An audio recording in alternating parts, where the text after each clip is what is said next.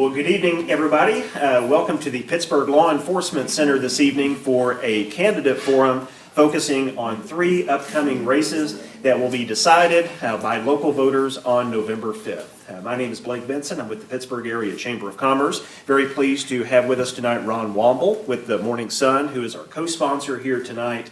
Big sponsor to a big shout out to the Morning Sun. Also a big thanks to the City of Pittsburgh for allowing us the space and the technology needed to have this event here tonight, and for so many people to view either here or online at a later date.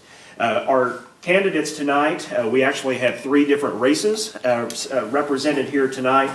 First of all, we have our candidate for Kansas Senate, District 13, Mr. Stapleton, Mr. Schallenberger, Mr. Metcalf, and Mr. Smith are competing for Kansas House of Representatives, District 3, and Ms. Rhodes and Mr. Collins are competing for the Kansas House of Representatives, District 2, and they'll tell you a little bit more about that here in just a moment. Briefly, our ground rules and our format here this evening. Each of our candidates will be allowed 2 minutes for an opening statement. We'll then go into 2 prepared questions that the candidates did receive in advance.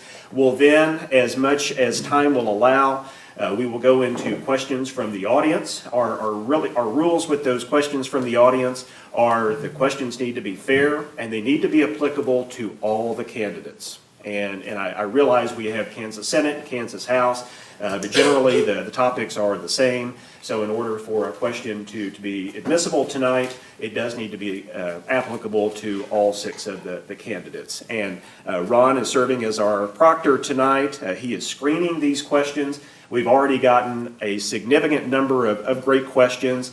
Won't be able to get to all of them this evening. I want to set that expectation, but do definitely appreciate all those who have joined us tonight and already submitted questions in advance. Those that are here, feel free to go ahead and write a question on the cards in the back of the room. And again, we'll try to get to as many questions as an hour will allow. After that, we will then go into closing statements where each of our candidates will be afforded an additional 2 minutes for closing statements. I don't have a clock or a timer in front of me like the national guys do. So when you get within 30 seconds of your time limit, I'll try as much as possible not to distract you, but this yellow card means you've got 30 seconds left, and then when your time is up, I'll throw up the red card. So again, not trying to distract you, but do need to stay on track tonight with the time limit, so that lets you know that you have hit your 2-minute mark. So, if there are any questions on the ground rules or the format tonight, if not, we will go ahead and head into opening statements. And the way we will do tonight is Mr. Stapleton will be the first to offer his opening statement, and then with the first prepared questions, Mr. Schallenberger, the second prepared question, Mr. Metcalf, and so on, so that we try to make sure that not everybody has to be the first one to speak each time. So with that, Mr. Stapleton, you have 2 minutes for your opening statement. Great, thank you. Good evening. My name is Austin B. Stapleton, and I'm seeking the office of Kansas State Senate District 13. I'm a husband, a father, a case manager, 12-year resident of the district. I moved to Pittsburgh in 2012 to pursue my education at Pittsburgh State. That's also where I met my wife, Sylvia. I have 2 boys, Donnie and Reese, who attend Pittsburgh Community Middle School and Lakeside Elementary. In my position as a case manager, I've come to see the struggles that everyday working-class Kansans face. I've seen the direction our state legislature wants to take this great state, and I've imagined what my kids' futures might look like should my generation not step up to the plate. I imagine a stronger, more vibrant Southeast Kansas for my kids, one in which they would be happy and proud to stay should they choose, one in which all Kansans have equal rights and protections under the law, one in which everyday working class folks can go to the doctor if they're sick or for a routine checkup. And last but certainly not least, I imagine a Southeast Kansas that acknowledges that politicians should stay out of the exam room. I would be honored to be your person in the Kansas State Senate. Again, my name is Austin B. Stapleton, and I'm running to ensure that our kids and our grandkids have a future Southeast Kansas that they would be proud to call home. Thank you. Okay, thank you, Mr. Stapleton. Mr. Schallenberger, 2 minutes. Thank you, Blake, and thank you to the city of Pittsburgh and all those who helped sponsor this. It's important for people to know where people stand on issues. It's important to get together. It's important for the people who are in the room and watching on TV to be engaged in what happens in politics. It really does affect your life. My name is Tim Schallenberger. I'm from Baxter Springs, Kansas. I'm a fourth generation Southeast Kansan. I've lived in Baxter Springs all of my life with just a few months of exception to that. I went to Baxter Springs High School, Coffeyville Community College, Pittsburgh State University. Have a daughter who's now 40. She lives in Overland Park. My wife was a para in the school system in Baxter Springs, and I was a banker. So that's my background. Back in the 80s, before most of you were born, I was in the Kansas legislature. I ran when I was 32 for the Kansas House, was elected, served 12 years in the legislature, the last 6 of those in leadership, the last 4 of those as Speaker of the House. I was then the state treasurer for 4 years, so I know the legislative process and I see how the budget works for Kansas. I was party chairman of the Republican Party for 2 years. And then I left. I ran for governor. I won the primary and lost the general when Kathleen Sebelius became governor. I then went back to the bank in Baxter Springs to pursue my career. And then when Sam Brownback became governor, he appointed me to be president of the Kansas Development Finance Authority and help him with his legislative agenda. Went back home. I became mayor of Baxter Springs. And then 2 years ago, when Richard Hildebrand resigned, I got appointed to fill his position. I'm running for the first time for the Senate. Tim Schallenberger is my name. I'm from Baxter Springs. We'll get a chance to talk about the issues in a minute. Okay, thank you, Mr. Schallenberger. Mr. Metcalf, 2 minutes. Yeah, I want to thank you for the opportunity to address all of those voters who've been pretending not to be home for the last 3 months. I am, my name is Metcalf, running for House 3. I grew up in a big working class family. My dad was a pipe fitter before he went back to college, and then we lived a lot of places before we finally settled in the Midwest. As an adult, I moved to Rochester, New York, to be with my wife while she finished med school, and then Los Angeles, California while she did her residency, and then we moved back here to be closer to family. My political experience is not in any way similar to theirs. I mostly agitated and organized.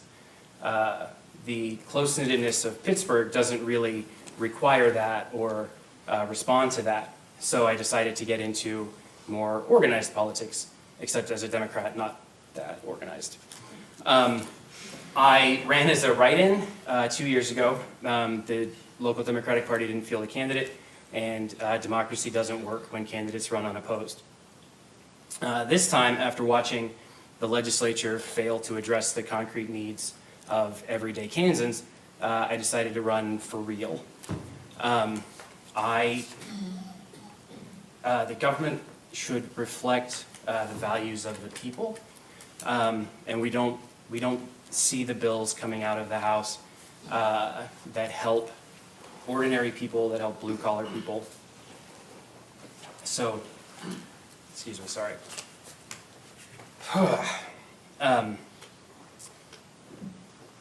People in this community work really hard, and they don't get enough out of that, and they need a government that takes care of them, that responds to their needs. The people that work the hardest get paid the least, and being poor is way more expensive than being rich. We deserve better, and we can do better, and we need a Congress that does better for us. Thanks. Okay, thank you, Mr. Metcalf.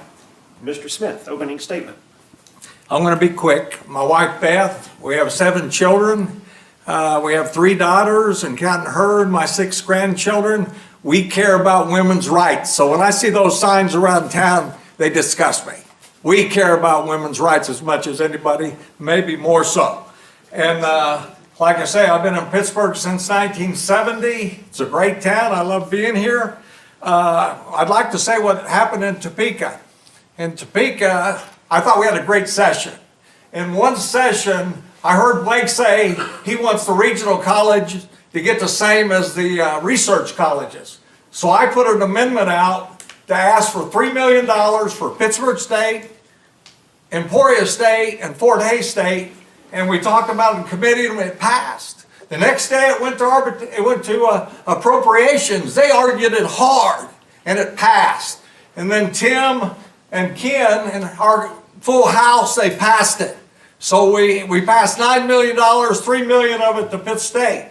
And then the president of the college went to the budget director and said, look, this is great, but we need it for a longer time. And the budget director made it for 10 years. So instead of being $3 million, it's $30 million to Pittsburgh, $90 million to those three colleges, $90 million. And then Riley Scott, he called me and said, Coach, we didn't get that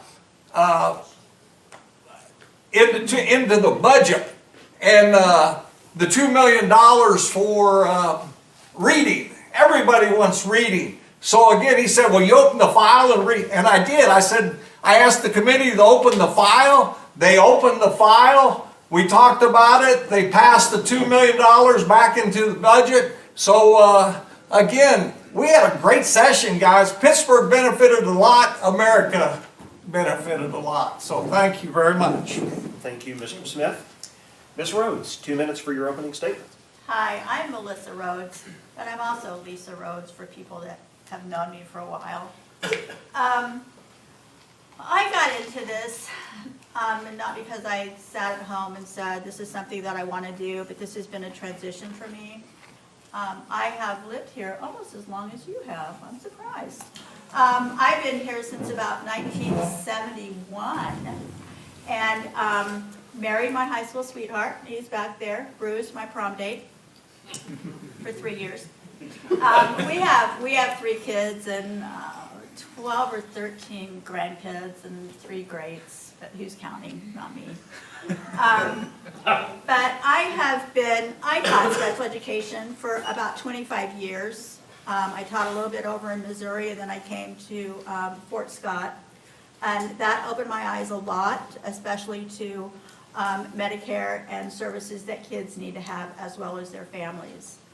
I served on Crawford County COVID Task Force, where we had to make some hard decisions. We saved a lot of lives. We got a lot of bad press because we made hard decisions. I have worked a lot with the Department of Commerce. I'm a USDA grant administrator. I'm here because I believe in Southeast Kansas, and I do not believe that we get all of the representation that we need in Topeka. We need someone with a little more voice, and someone that's a little more, I don't know, brazen, if I want to use that. I will take my teacher voice to Topeka, and I won't be afraid. I would appreciate your votes. Okay, I thank you, got Ms. you. Rhodes. Sorry, didn't mean to interrupt. Sorry, Ms. Rhodes. Mr. Collins, 2 minutes for your opening statements. Okay, thank you, Blake, and thanks to the Chamber and Morning Sun and City of Pittsburgh for hosting this. I'm Ken Collins. I'm the current 2nd District Representative.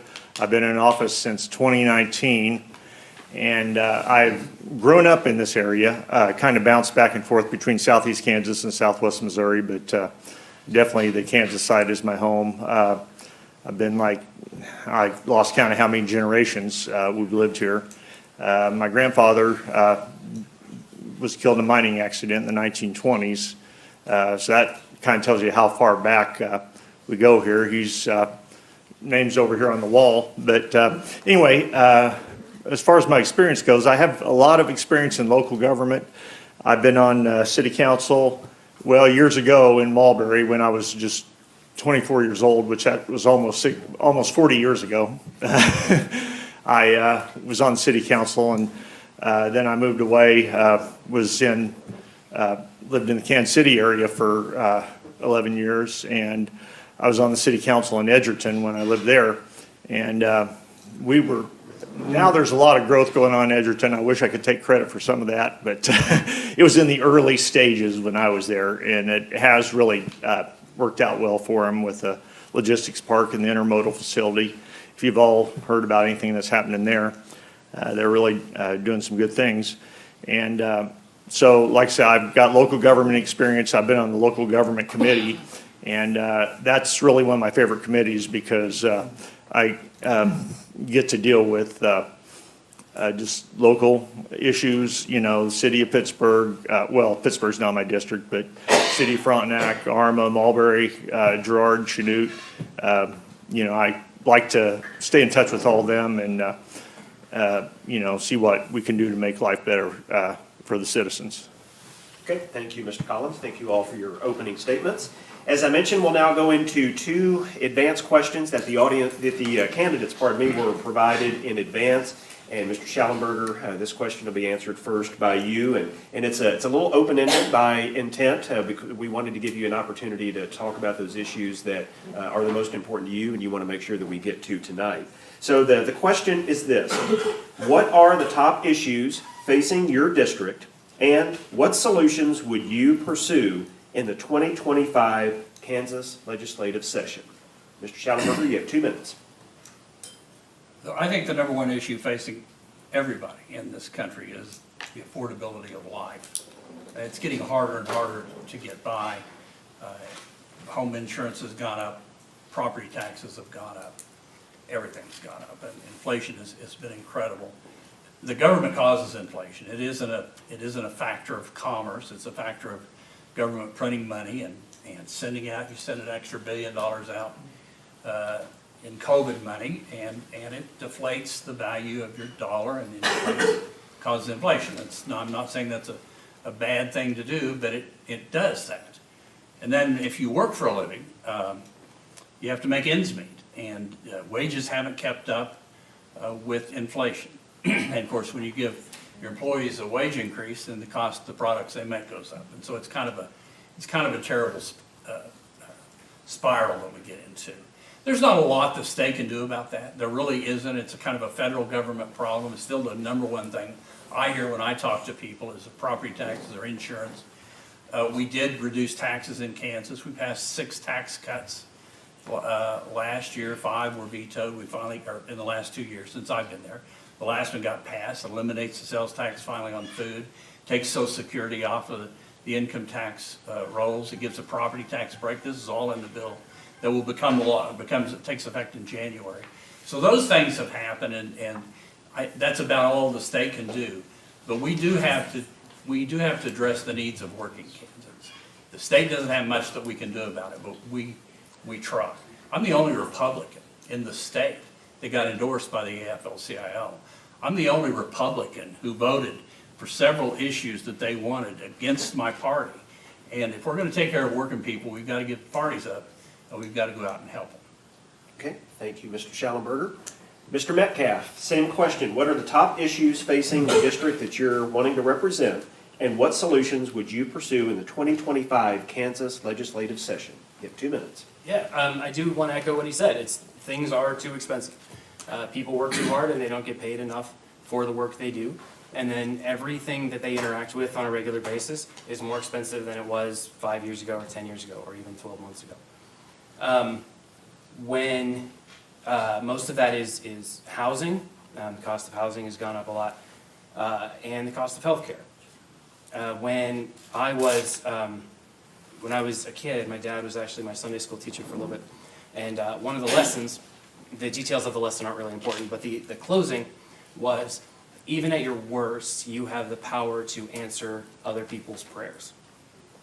And when I started knocking on doors, my question was, what are your top priorities for Pittsburgh? And I would get these really generic, superficial answers about securing the border or solving the fentanyl crisis or defeating Trump. And that's not actually how anybody lives their day-to-day life. And so in the middle of a conversation with somebody, with a voter, I remembered that lesson and I said, what do you pray for? Like, what are 5 things that could happen that would make your life immediately, materially better? And when I started asking that question, it was still the same answers, the same general 4 or 5 answers. Everybody prays that their kids are safe. And everybody prays that they have stability in their lives, we just put in an application for a rental house, we just put in a bid on a house, I put in an application for a job, and I'm praying that I get that. And the other one is healthcare. When people have to put off going to see a doctor because they don't have the $200 for the office visit, and then they end up going to the emergency room with stage 4 cancer. Like, they pray for a solution, and we're not offering them one. And that's how you make things better, is you just answer those prayers. Okay, thank you, Mr. Metcalf. Mr. Smith, 2 minutes. Thank you. You know, the main thing people need in this state is a tax cut. And I thought again, the whole House last year, one time we voted 100% to pass a tax package, and the governor vetoed it. And 100% of the House, Republicans and Democrats, voted for it, and she vetoed it. So there was no excuse for that. It was a good bill. You know, sales tax, we tried to get it to where it would end on July the 1st. It's not going to end until January 1st, which is going to cost Kansans millions of dollars. But again, at least it's happening. You know, income tax, we've gone to 2 brackets, 5.2% and 5.58%. And we tried to get a flat tax, but that didn't go, so we went with this. And again, it's unbelievable how just a few decimal points make a difference in taxes. Just unbelievable. We have a standard deduction on our houses. It is going from $40,000 to $75,000. And if there's a hole because the school's going to lose a little money, the state will fill that hole. So the schools won't lose any money because we make that deduction. Most of your property tax goes to schools. 20% of it does. 1.5% goes to the state. Child care credit going from 25% to 50%. So again, we know people need help with child care. So, we're doing that. Again, people came to me and they said one of the biggest ones is Social Security. Don't tax the Social Security, so we're not doing that. So, the biggest thing in this state, like you say, is taxes. And, one thing I heard today, those dock workers make $39 an hour. That's worth $30 an hour now compared to what it was 4 years ago. Thank you. Okay, thank you, Mr. Smith. Ms. Rhodes, 2 minutes. I'm gonna go real quick on some things because I want to touch on what Mr. Smith said. I've been out door knocking, and I'm finding the same things that the Kansas Common Sense Fund did when they did a survey. These are the 4 highest things that people are concerned about: high cost of food, health care, child care, and housing. I also served on the board, on the Chamber of Commerce board, represented my community for several years, and one of the main things we tend to always talk about was child care, and how we have people that can't go to work because we don't have child care. And then when you talk about child care, and you're paying that, and it's equivalent to your house payment, that makes it a little bit ridiculous. But I want to touch on the flat tax real quick. The flat tax originally would have been a tax break to Charles Cope for $875,000 a year. $875,000 a year. For you and I, medium income, it's about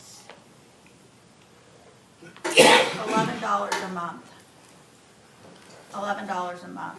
That's what it means to us. That's what the flat tax is. Now we have a 3-tier that starts with 0 and then takes in the other 2. So a flat tax is not fair to all of us. But something else I want to come back to. My goal is to put more discretionary money in your hands. And one way we can do that is through the local ad valorem tax that we're still paying. We're not getting. But when the legislature had their special session, they took that terminology out of the budget. We need to put it back, and we need to fund it, and I'll tell you about it later. Okay, thank you, Ms. Rhodes. Mr. Collins, 2 minutes. Okay, thank you. Like everybody said, taxes, it's a big issue. I've noticed, like living in a small town in Crawford County, most of the small towns in Crawford County are kind of struggling, and you just go right across over into Barton County, and liberal, like, well, it's not in Barton County, but Oronogo down in Jasper County. I mean, they're all, holding their own or even thriving, And I've heard from people who've moved, jumped across the line, say they're building a new house, they decide to build it in Missouri instead of Kansas, and they talk about how much lower their property taxes are. And we did make a cut to it, but needs to go farther, and as far as the tax goes, I believe this past year, the governor's her proposal, she had on it like a sales tax holiday, like Missouri has, where, before school starts, weekend before school starts, you go in, you can buy, school supplies, school clothes, things like that, with no state sales tax. And I would be in favor of something like that, but it didn't make it through on the final, on our final tax bill, but that's something I would definitely support. And I've taken advantage of Missouri's myself. If I want a new computer, I wait till that time, go over to Joplin and buy one. I hate to take business out of the state, but sometimes you just got to let your pocketbook do the thinking for you. And with that, I'd just like to say thanks again. Okay, thank you, Mr. Collins. And Mr. Stapleton, 2 minutes. Like we've all said, kitchen table to issues are what the problems that our districts are facing. Feeding our families, cost of housing, but there's also a cost and a consequence of political division. As I've been out connecting with folks, I've heard their personal stories about their family members having to move in with them to help them with property tax, especially those on a fixed income. Others have shared how their budgets are so tight that they are worried about those unexpected emergencies that come up. And some have even shared that the political division in their families and with their friends is so awful that they've lost connections that were years or decades in the making. My vision for addressing these issues in the upcoming legislative session include looking forward, of course, to that January expiration on the food tax. Encouraging localities to develop and further invest in communities with plans that include zoning considerations, investment of additional housing projects across all income levels and buying powers, but most importantly, just simply taking the time to listen to one another. I'm a firm believer in the statement, there's a reason we have 2 ears and 1 mouth. I envision a Southeast Kansas that takes care of its neighbors, no matter which letter identifies your political affiliation. Of course, there are other important issues facing our district, but these issues and finding their solutions are the building blocks on which elected officials and hopeful elected officials can make a difference in everyone's lives. Solutions of hope, basically, are what I would prioritize in the 2025 session. Thank you. Okay, thank you, Mr. Stapleton. All right, our second prepared question tonight will be answered first by Mr. Metcalf. And the question is this. 40 states, including every state bordering Kansas, 40 states have now expanded their Medicaid programs, citing the advantages of a healthier population and an increased share of federal funding. Locally, it's estimated that Medicaid expansion would generate more than $11 million in new health care spending in Crawford County alone, and would extend health care coverage to more than 1,600 uninsured Crawford County residents. What is your opinion of Medicaid expansion in Kansas? And I'd like for you to address this in your response. Would you support the Kansas legislature taking a vote on the measure in the 2025 legislative session? Mr. Metcalf. Oh, absolutely. It's the bare minimum function that a society can do is keep its people alive. That's the bare minimum. We actually did pass Medicaid expansion in 2017, and Brownback vetoed it, and then they failed to override the veto. So, uninsured people are twice as likely as people with insurance to be diagnosed with stage 4 cancer. The cost of chemo, the average cost of chemo is about $20,000. The Medicaid split between the state and the federal government is 10% is paid by the state and 90% is paid by the federal government. So not only would I support passing Medicaid, I would include a funding amendment to have Sam Brownback driven around the state so he can look all of those orphans and widows in the face and tell them why their loved ones aren't worth $2,000. So that's, I yield back my time. Mr. Smith, same question, 2 minutes. Thank you. You know, this is a hard subject. 3 years ago, we voted in the House, and I voted yes for Medicaid expansion. So remember that as I talk, because I'm going to talk negative about it. I voted yes. Medicaid expansion is for people 19 to 64, okay? And able-bodied workers should not get it. We argued for an hour in Topeka, what is an able-bodied worker? My friend Tom Dayton back there, forgive me Tom, Tom's in a wheelchair. He's a quadriplegic, and he's an able-bodied worker. He worked till he was 66 years old. So a lot of people just don't want to work. So we're supposed to carry them? I don't think so. I don't think so. I think they ought to go to work. You know, hospitals, they say they're going to close. They close just as much in states that have Medicaid as the ones that don't. Fort Scott, for instance, it was sad to see that building close, but they were $12 million in debt. If they had been on Medicaid expansion, they would have been $10 million in debt and they still would have closed. It wouldn't have solved the problem. You know, in Indiana, right now, Medicaid expansion, I hope you look this up. They're $1 billion in the hole.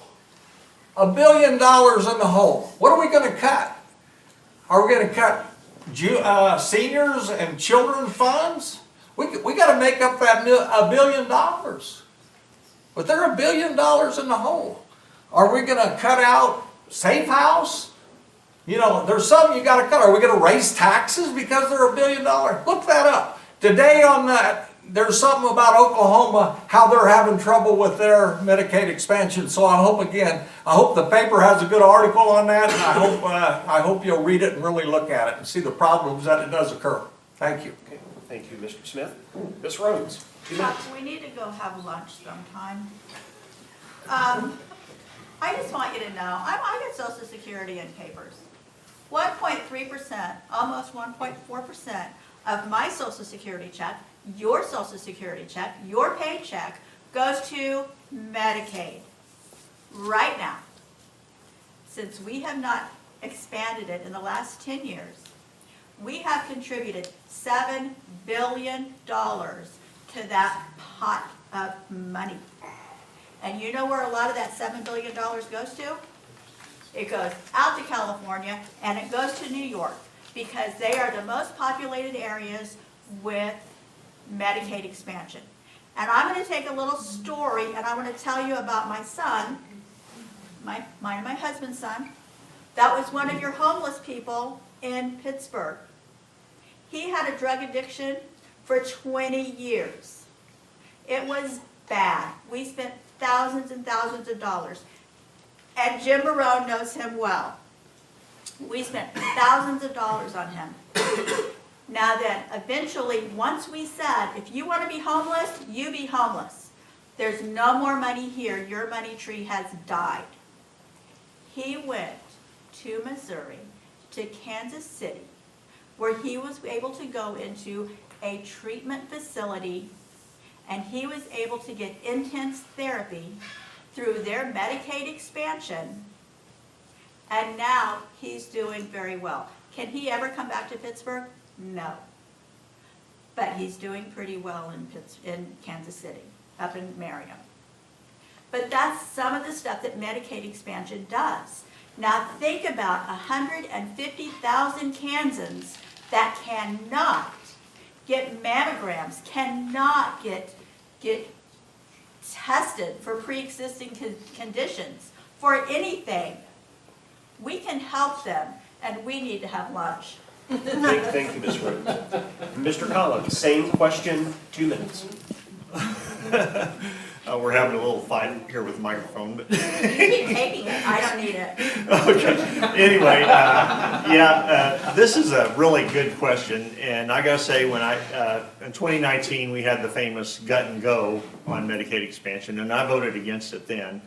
And I really have some misgivings about it, some things, I see some good in it and some bad. And the actual question was, should there be a vote on it? And yeah, I would be in favor of a vote. It last year was in committee and didn't make it out of committee, got voted down there. But we're kind of having an interesting thing happen in the district. A lot of my colleagues in the House are worried about their hospitals closing in their district. Well, we're actually getting a new hospital, which is a good thing, but I also think, well, what's that going to do? Our other hospital, Girard, I want it to still thrive and prosper, and so I would consider voting for it. And like I said, I don't think I don't think that's what killed Fort Scott Hospital, not having Medicaid expansion. But yeah, like I said, I would be in favor of a vote, and depending on what the actual bill said, I could possibly vote for it. Okay, thank you, Mr. Collins. Mr. Stapleton, 2 minutes. Yes, I would be in favor of a vote, and I can assure you that I would show up to vote for Medicaid expansion. It would help our communities by keeping folks connected to close to home care. It would allow them to seek medical and mental health services close to their own communities. Expansion ensures that we could keep local facilities open and place less stress on regional hubs, which would ensure better health outcomes for our residents. Like Mr. Smith, Fort Scott came to mind when I was thinking about Medicaid expansion. Although nearly all emergency departments hemorrhage revenue money, expansion could have provided much needed relief and potentially avoided the closure of the ED in Fort Scott. I was an avid supporter and went door to door of the quarter-cent tax amendment that Bourbon County passed resoundingly this summer. Residents knew that attracting an operator for their ER would require some community buy-in, and they weighed the cost benefit of not having an ER. As a former resident of the county myself, I saw what the closure of the hospital and the ER did. Medical professionals and their families moved away. School enrollment dropped. Businesses left because they didn't have access to the care that they needed.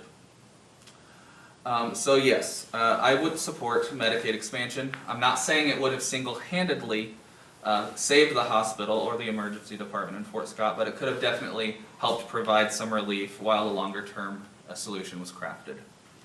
Thank you. Okay, thank you, Mr. Stapleton. Mr. Schallenberger, 2 minutes. Wow. There's been a lot said here. We started off by trying to do away with bitterness, and we end up with insulting Sam Brownback. So it's kind of an interesting dichotomy we deal with. Sam Brownback did veto a bill, and it was sure not the bill that Laura Kelly introduced. And so I don't think we have time to go into that. First of all, I would support Laura Kelly's bill for Medicaid expansion that she had this year. I wasn't there to vote for it. There was a little dig there, but I got it. Some of you probably did. It wasn't scheduled to be voted on, and there was a motion made to pull a bill out of committee. It wouldn't have been voted on. It would have got the bill out of committee on the general orders. It was in the time of the session when there are no more general orders, so it was a gotcha vote. Let's see who'll vote for this. And I had a doctor's appointment, actually. Invite me to your lunch. Because first of all, Crawford County Community Mental Health and Cherokee County Mental Health get extra reimbursement to provide services to everybody, whether you pay or not. A Community Health Center of Southeast Kansas gets paid extra money. They get extra money.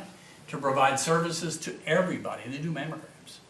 So there should be no Kansan right now, especially in southeast Kansas, especially where Community Health Center, CHCSEK is, that has to avoid, that's avoiding any service. They will provide service to you. There are people going through the cracks. Medicaid expansion was designed when Obamacare came along to pick up the people. There are people in the cracks that don't have it. There are studies on both sides that you could be for either side of this and defend it. But the reality is that we get a good bang for our buck. My Senate district is the 5th or 6th most reliant, would be the most reliant on Medicaid in the state. And simply from a cost benefit point of view for southeast Kansas is probably a good move. Okay, thank you, Mr. Schallenberger, and all of you for your thoughts on that. We'll now move into questions from the audience, and the first advanced question will be answered by Mr. Smith. It's been mentioned tonight, we've heard a couple of times the child care Forgive me, issue. are we gonna have a closing statement first? No, closing statement will be at the end of the evening. Oh. You will, yeah, everybody will get an opportunity for a closing statement. So it may not have been clear earlier, so my apologies. I'll also remind us, I know we're discussing some emotional issues tonight and issues that everybody feels strongly about. I will just remind not only the candidates, but the audience members as well. These mics are pretty touchy, and so those especially watching online, they want to hear the candidates and how you feel about that. So if we could just keep the chatter to a minimum, it really helps those that are watching virtually. So we have heard about the child care issue tonight.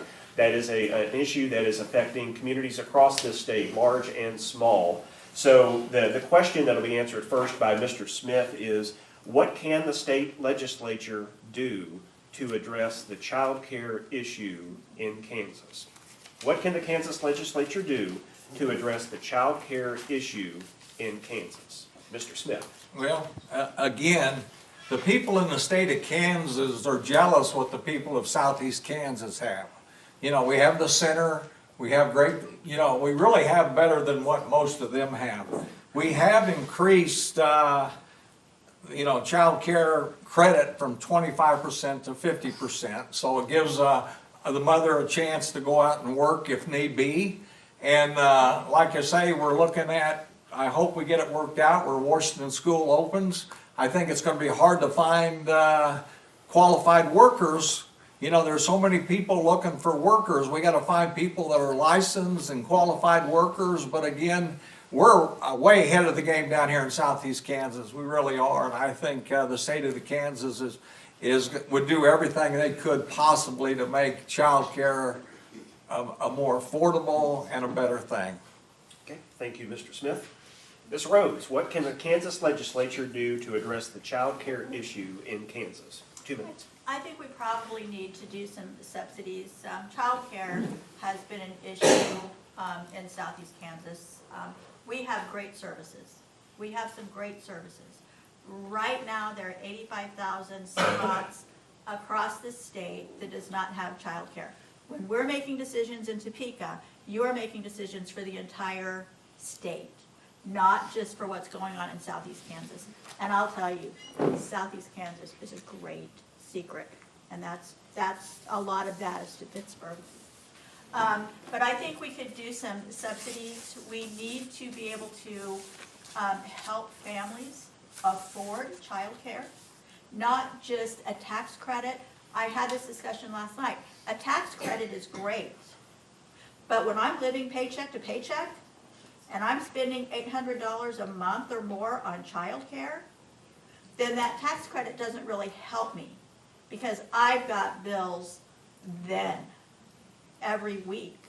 So I think we need to look. We have funds now. Governor Kelly has been very good at building our coffers back up again. So I think we need to look at that. The Republicans have, in the past, recent past, have decided to roll back some regulations, which would let someone take care of more kids in their daycare facility with less adults. I don't know how many of you went for Burgers for Benny this past weekend, but that was a child care service that was not licensed. That was fraudulent. And we need to be able to police that. And we need to help other legitimate daycare services be able to make a living. Okay, thank you. Mr. Collins, 2 minutes. Thank you.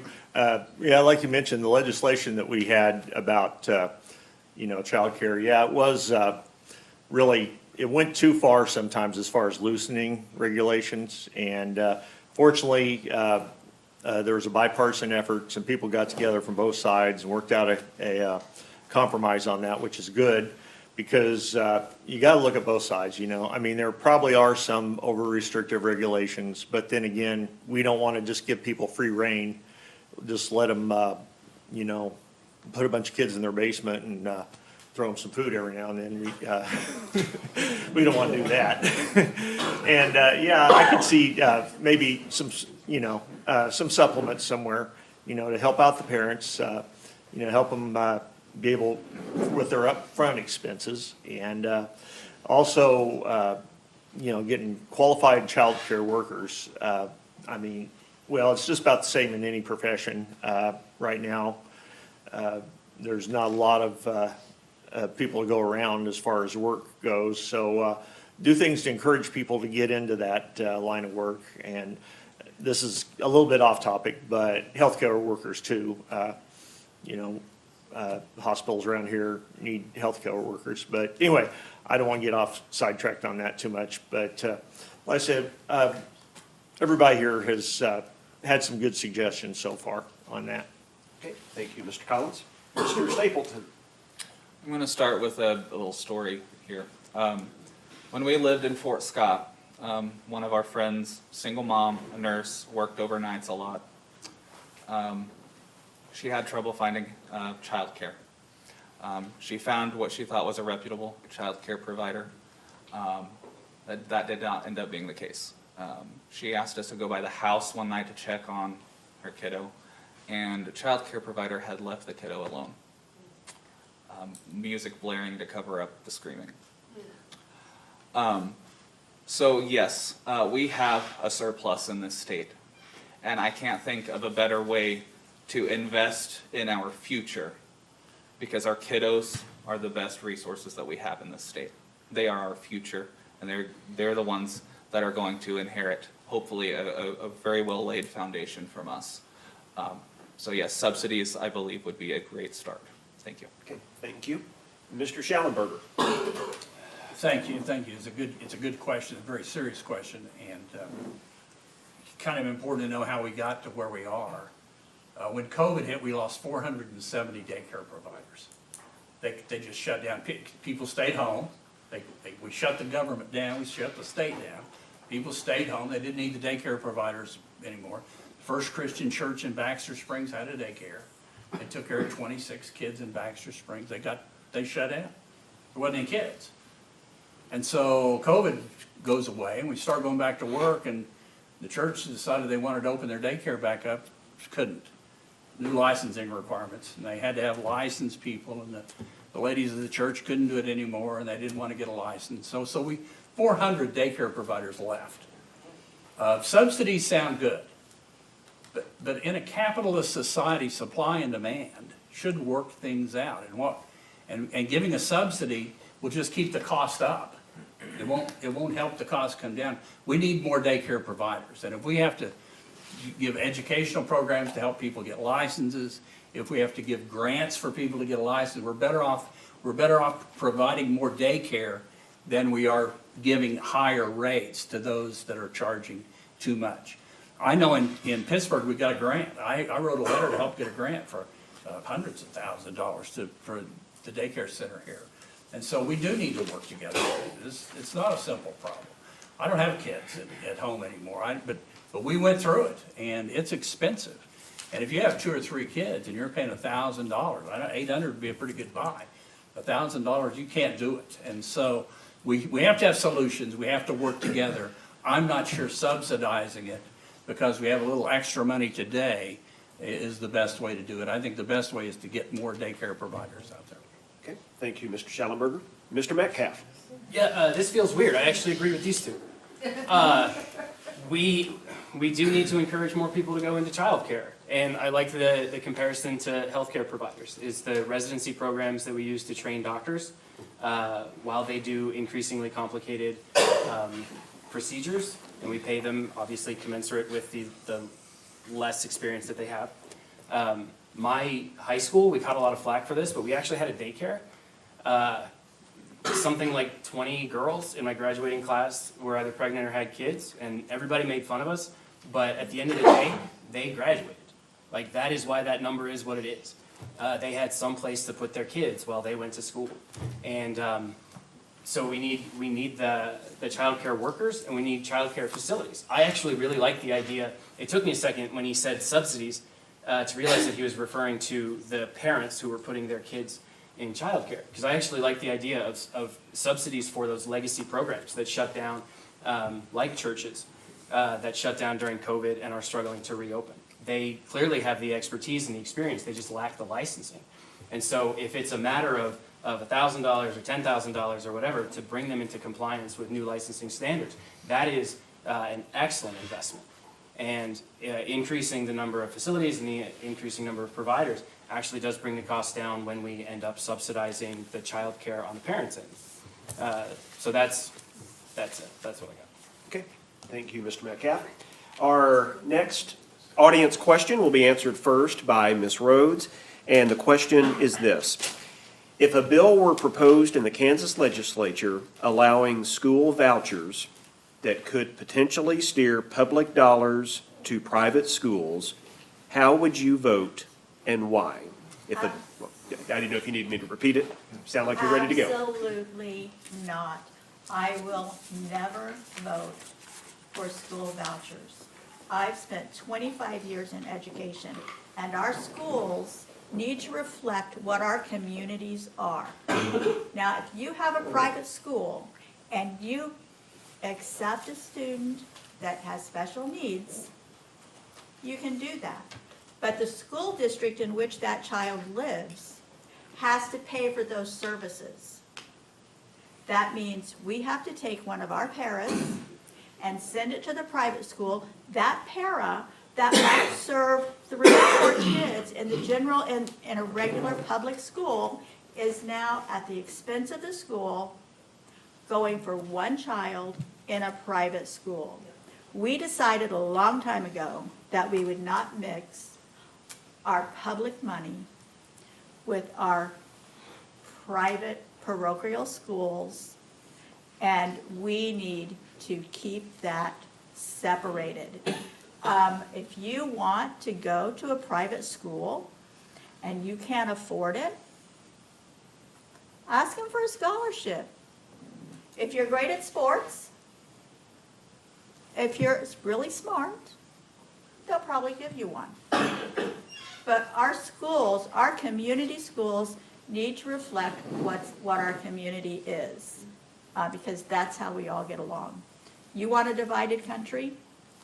You divide them between the haves and the have-nots, and that's what you'll get. Thank you, Ms. Rhodes. Mr. Collins, 2 minutes. Well, I gotta say, I've caught some flack for this in the past, but I gotta say, I really, if a school was going to accept public money, whether it be a private or public school, I'd expect them to meet all the standards, I mean, in everything that a public school would have to meet. You know, and I know they said, well, the private school would have to either be accredited, which is a minimum. I mean, that's good.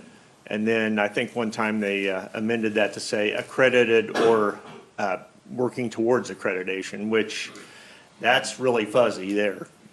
You can say, yeah, I'm working towards accreditation, then just go back to doing whatever you were doing anyway. And then I've heard people say, well, there are some unaccredited schools that are really good schools. Well, maybe so, but you know, they have to have some kind of accountability. And so like I said, I would, you know, if a private school met every requirement that a public school has to go to, and I mean everything, then I I would consider it, but I really don't think any upcoming bill is going to have, going to be that stringent. So I'd have to say I'd vote no in the future. Okay, thank you, Mr. Collins. Mr. Stapleton? Absolutely not. Public dollars belong in public schools. Our public schools make up the very fabric of identity that our communities are. And I'm just gonna leave it there. No, we don't need public dollars in private schools. Thank you. Okay. Mr. Schallenberger, 2 minutes. Well, I don't need 2 minutes either. I would disagree. I think the people of Kansas expect their public schools to perform the way public schools should and provide a good education for the kids. So I'm not a supporter of vouchers. Kansas does have a program now that allows for a tax credit, I believe. It came along before I was there. And they tried to increase that tax rate. I can't even tell you how it works, and I voted against increasing it.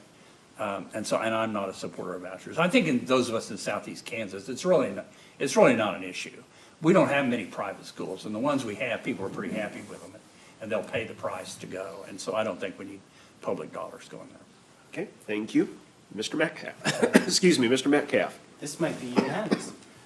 Yeah, no, I'm also opposed to school vouchers, especially in those rural spaces where schools are the cultural center and often the largest employer in the town. When you take money away from them, it's not even necessarily that the money goes to a private school, although that does matter. But when you take money away from those small schools that rely on the fund, that you eliminate the cultural fabric of the town. And when out in those rural spaces, when you're expecting private schools to fill the gap, like there's a reason the federal government had to invest billions of dollars in bringing an electrical grid to rural spaces or a telephone grid to rural spaces. It's because it's not profitable to build new infrastructure out in places where people don't live. So nobody's going to do it. So we're talking about the entire western half of Kansas being without a school. Okay, thank you. And Mr. Smith. Thank you. This question kind of hits me on the nose. You know, Cogan doesn't give scholarships to athletes. We don't give scholarships to smart people. We want every Catholic kid that wants to go to Cogan or St. Mary's, we want them at St. Mary's. And if they don't have the money to go, we let them go for free. We have 26% of in the diocese that are Hispanic or minorities that go to our schools. So we take in a lot of people. Are we accredited? We are accredited on everything that everybody else is. And I would love for my grandchildren to go to St. Mary's or to Cogan High School because it's a great place, and I think, you know, I understand it. They need to be there. You know, we want to keep our best people in town. So if our best people go to St. Mary's, we don't want, you know, keep them in town. They're great people. They make our town better. Jeff Wilbert makes our town better. Joe Della Sega makes our town better. So we want those people to stay. In California, my 2 grandchildren go to a Catholic grade school. In California, they feed all the kids in California, but they don't feed the Catholic schools. You know, these Catholic kids don't get hungry. Isn't that kind of sad that we don't feed the Catholic school kids, but we feed everybody else? I think that's sad. I think it's pitiful. I think it's pitiful. I tell you what, people sacrifice to keep that building open, and I just real proud of what they done. And this town is lucky to have them. Okay. Thank Yes, you, sir. Thank you, Mr. Smith. Our third third question from the audience tonight will be answered first by Mr. Collins. And the question is this: do you anticipate the legalization of marijuana to be an issue during the 2025 session? And if so, feel free to share your position on the issue if you'd like. 2 minutes. I don't know really if it's going to come up, but like I've mentioned a couple other times, if the right bill comes along, I would definitely support it. not only would I vote for it, I would advocate for it. Because what you always hear is marijuana is a great gateway drug. Almost a great drug. But anyway, I hope Dustin doesn't mention that in the paper. But anyway, people say that it's a gateway drug, but really, I've never actually seen a study that says that. So I can't comment on that, but I do know that, yeah, a lot of people who have started with marijuana have gone on to other drugs, but I also know that a lot of people who've done marijuana have not gone on to other drugs. And I think it could, if it could help somebody's suffering, if someone has a medical condition, they're suffering, and it could ease their pain at all, I think, why not? I mean, why not let them use cannabis to help with their condition? Okay, thank you. Mr. Stapleton, 2 minutes. Yes, I agree with Mr. Collins. If you have a medical condition or chronic pain or a mental health condition, if that's going to help you, I'm all for it. I would vote for it in a heartbeat. I'm all for helping folks where they are. So yes, I would support a vote on legalizing. Okay. Thank you. Mr. Schallenberger. Well, it's a pretty broad question. You really need to look at, I hate to say what I'd vote for without a bill, and there was a bill last year that I wouldn't have voted for. I had an interesting conversation with a contractor who was opposed to it. And I said, why? And he said, it's not because that I care if it's legal or not. He said, but I wouldn't be able to have people get CDLs. So if you drink whiskey on Saturday night, by Monday morning it's out of your system.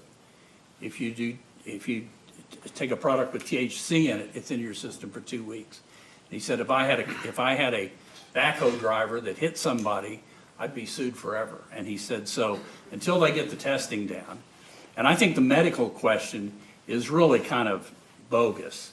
If you go to states that have medical, you walk in and some guy in a white lab coat says, what do you need it for? He said, my back hurts, this will fix you. And away you go. And we're just gouging people, making some doctor an extra $100 a month to say that it's okay. If there was a way to make it, I don't have a problem decriminalizing it. I don't have a problem if you don't bust people for it. But until we get the testing part of it fixed, it could be a major problem for employees and employers if they're getting sued for having people that are supposedly under the influence that aren't. And so until they get that fixed, I probably wouldn't support it. Okay, thank you. Mr. Metcalf. Yeah, 100%. Your body is your own, and what you do with it or what you do to it is nobody's business but yours. And that includes marijuana. As long as you're not driving or operating heavy machinery, it is nobody else's business. It is, we have people who have been in jail for a really long time for possession, and it's idiotic. The most dangerous thing about it is getting caught with it. So, yeah, legalize it, decriminalize it, medical or recreational or whatever, and also expunge the records of people who were arrested and convicted of simple possession. Okay, thank you. Mr. Smith. Thank you, sir. I had a principal from southeast Kansas call me when I was in Topeka, and he said, Coach, medical marijuana, it's coming across the border from Oklahoma, and it's getting into our schools, and we really have a problem with it. So, you can say medical marijuana, but like Mr. Schallenberger said, hey, it becomes recreational. People get it too easy, and they spread it out, and kids get it, and it's just not a good thing. In 1970, 55 years ago, 55 years ago, I'm in a car with 6 guys, 6 of us counting me, and they started toking up. And I said, guys, let me out. I said, I didn't want to be part of it. Those 5 guys are dead. And marijuana today is 9 times stronger than it was in 1970, 1969. 9 times stronger. you know, it's not a good thing. Anti-drugs, you know, I've seen families' lives get destroyed. You know, gosh, 300,000 people have died in this country from fentanyl, and then like I say, maybe it started with marijuana. So we got to really be careful with that topic. And when they legalized it in Missouri, boy, the cars were lined up in the windows of Arkansas people coming up to Missouri to get their legalized marijuana or so like I say, I would vote no. I think, you forgive me for saying this, but kids today are getting soft, and I think marijuana just makes them softer. I just think it just clouds their mind and they become softer. Thank you. Thank you, Mr. Smith. Ms. Rhodes. This is kind of a tricky thing because we have a son that has been a drug addict for decades. But I would support medical marijuana with regulation. I've spoken with people in law enforcement, and what's happening in Oklahoma with organized crime because of recreational marijuana, it's a little bit scary. But and I just had a discussion with someone the other day. We were talking about medical marijuana and recreational marijuana, and we were both kind of like, you know what, if you have a medical issue that this helps you, go for it. But don't be doing it down at the park or on the kids. You know what I mean? You're at home, you don't feel well, fine. But I was up at the plaza a few months ago, and I'm like, with our son and my husband, and I'm like, what is that woman doing? She was homeless.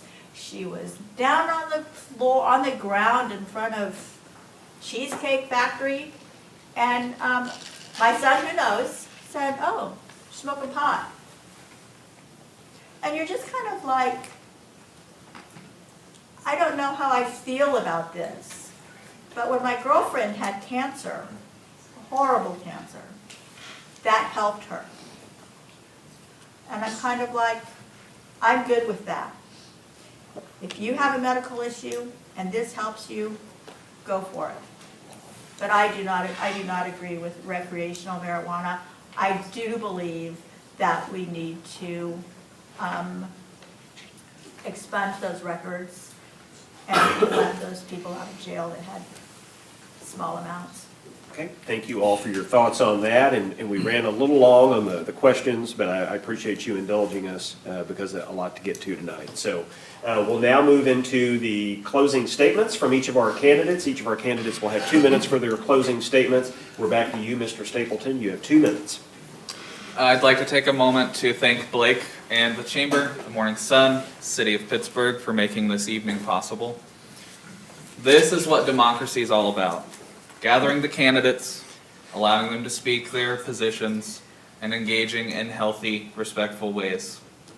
I'm a firm believer in civility amongst opponents because I don't know about everyone else here, but I was raised to be respectful no matter the situation. Wouldn't these political races and county party politics be much more civil if we got back to giving high fives and saying good game like we used to on the ball field as kids?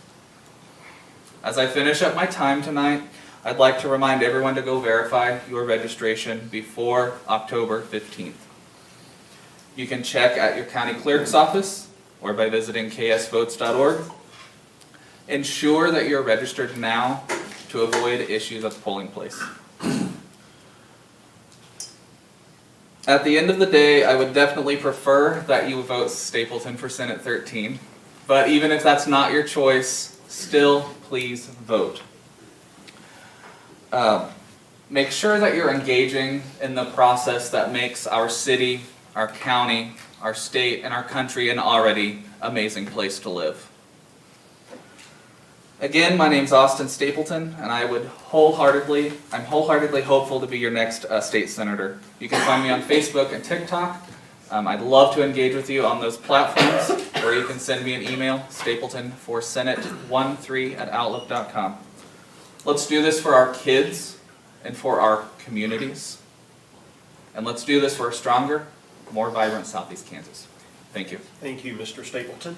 Mr. Schallenberger, 2 minutes for your closing statements. Yeah, thank you very much, and thanks again for hosting this, and thank those of you who in attendance and those watching in the great beyond. When I started, I gave my resume, and you would probably think, well, there's a partisan politician if I ever known one. But my reputation in Topeka isn't that. I'm not a partisan, and I agree with my opponent here that we should be civil, and I think our campaign has been pretty civil. We should participate in these things. We should encourage people to run. We should encourage people to ask questions. But at the end of the day, you need to vote for the person who you think represents your views the most and can do the most for Southeast Kansas. I take a little bit of offense to the people who say we've been forgotten in Topeka, because I've made a very big effort in the 2 years I've been there to make sure we haven't been forgotten in Topeka. When we got grants for Girard for sidewalks, when we got daycare money here for Pittsburgh, when we got money for a fire station in Baxter Springs, it's because we worked at it. When we got a crime lab, when they needed a new crime lab in Kansas, and we went to them and said, let's put it at Pittsburgh State, and let's let the students of Pittsburgh State use it. Let's let the law enforcement in Southeast Kansas for the first time ever be able to get their lab results before having to wait until they get done in Topeka. So we've worked on trying to make Southeast Kansas a better place. But let me tell you, it's tough. The legislative process is bureaucratic. You have to get along with people. You have to be nonpartisan. We have a Democrat governor and a Republican legislature, and too often they clash over things they need not clash over. I would encourage you also to vote. You know, we do what we do. We get paid a little money to do it. We have to do these things, but you don't have to. And I've said ever since Abraham Lincoln said it, the most important political job in America is the job of a citizen. And that's yours, and you'll have an opportunity in November to vote. Thank you. Okay, thank you, Mr. Schallenberger. Mr. Metcalf. Yeah, just to clarify, I didn't mean to imply that these men don't work on our behalf, but they do have to work harder than the representatives from Wichita or from Topeka to get money into their districts. I watch the sessions on television, and I see how hard they work, and I see how hard other representatives don't work. And that's what I mean when I say we're overlooked. It's not when you are in a less densely populated area, every service, delivering any service, is more expensive than in a densely populated area. When you are in a lower income area, you don't pay the same amount of taxes as people in high income areas. And when people look at ledger sheets, when they think of communities as just debits and credits, what they see is they don't pay a lot of taxes and they cost a lot to keep happy. And that means that these people, whoever you elect to go to the House or Senate, has to work harder than those people in Northeast Kansas or in Wichita or in Topeka. And so that's what I mean when I say we get overlooked. And that's not, the person who you elect is somebody that you would trust to work hard enough to bring that money and that attention that actually improves the lives of people here. Our needs are also different from the needs of Wichita or the needs of Topeka or Kansas City. And that is just something that you have to think about when you're deciding who to vote for. That said, check your registration, get out and vote early. If you need help finding information, I'm pretty sure every single one of us has a website where you can find it, or ksvotes.org. Okay, thank you. Mr. Smith, 2 minutes for your closing statement. Thank you. I talked to the Speaker of the House a couple of days ago, and he was speaking at a clinic for doctors.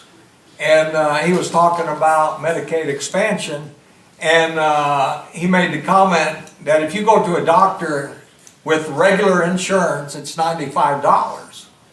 And if you go to a doctor and you have Medicaid, Medicaid pays $35. And one of the doctors in the front said, that's not true. They don't pay $35, they pay $25.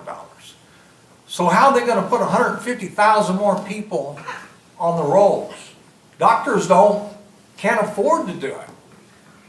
You know, they can't afford to do it. They gotta have majority of people on regular insurance. You know, Ronald Reagan made this comment. First off, Medicaid is a welfare. I hope you understand that. That's welfare. He made this comment. We should measure success by how many people leave welfare, not by how many people are added to welfare. And see, we want to add people to welfare. I want to say this. In Topeka, Ken and I have donuts and coffee with the speaker every day. Does that make a difference? You're darn right, because we can tell him what we want. You know, this week I spoke to the speaker pro tem. I spoke to the majority leader. And when you know those guys, it makes a difference. If Pittsburg area wants a voice in Topeka, forgive me, they have to vote Republican. Because there's 86 Republicans and 39 Democrats. Democrats do not have a voice.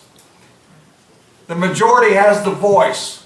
And I will work hard and give Pittsburg area, the state of Kansas, everything I can. Thank you. Thank you, Mr. Smith. Ms. Rhodes, So 2 glad I minutes. followed you.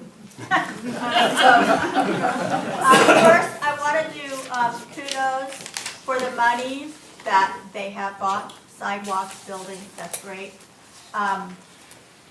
Jobs, higher paying jobs, that would be great. We've seen a lot of them go north. We need to have some come down here. And when I say we don't get the attention that we need, I went back and I looked at Governor Kelly's State of the Union. These are her words. Western Kansas, they're important for crops and food. Central Kansas, they're important for energy production. Southeast Kansas, they're important for tourism on hunting grounds. That's her perception. Now I'm going to go back to 1995 when that oldest son of ours was a national young leader in Washington, D.C. And he was in with Senator Bob Dole, and he laughed because he said the only thing Senator Bob Dole knew about Southeast Kansas was Chicken Marys and Chicken Annies. So we need somebody up there that says, listen, we deserve those jobs. We have a lot of them going north. So much so that we're actually going to provide transportation to some. I would appreciate your vote November 5th because we need to make some changes. I've worked with Department of Commerce. I've worked with Lieutenant Tolan. I've worked with Rural Grocery Initiative.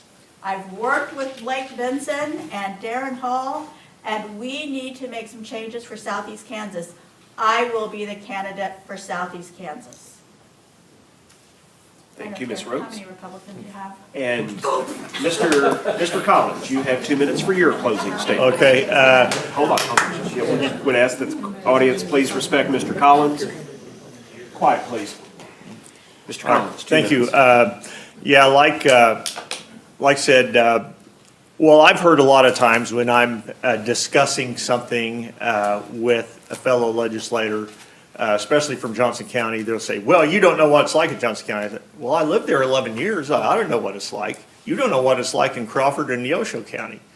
And really, they don't. I mean, a lot of the, the point that Wichita and Johnson County people, and there is a little contingent of people around Leavenworth County that they all are real organized and really are good at letting their needs be known.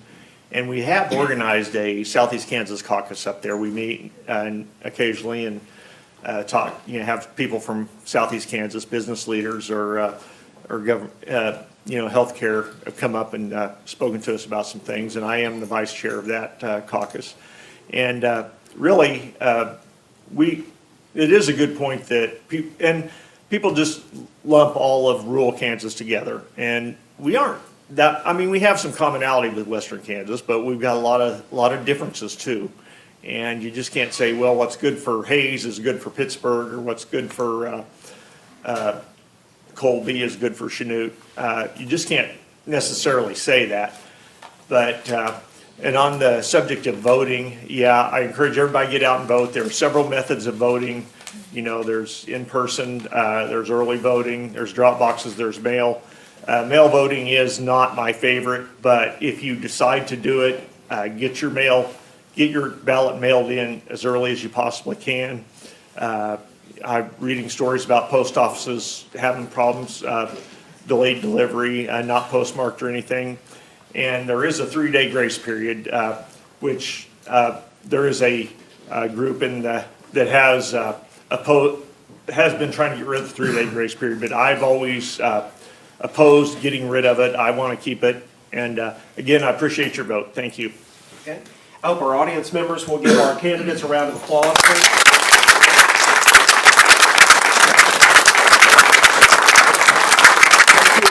Thank you again for being here. Thank you to the audience members that joined us tonight. Thank to everybody watching online. Big thanks to Ron Womble and the Morning Sun, and of course the City of Pittsburgh for hosting us. A reminder that Election Day is about a month away, November 5th. Get out and vote. Thank you again for your time tonight, and I hope you all have a good evening. Thank you. Thank you.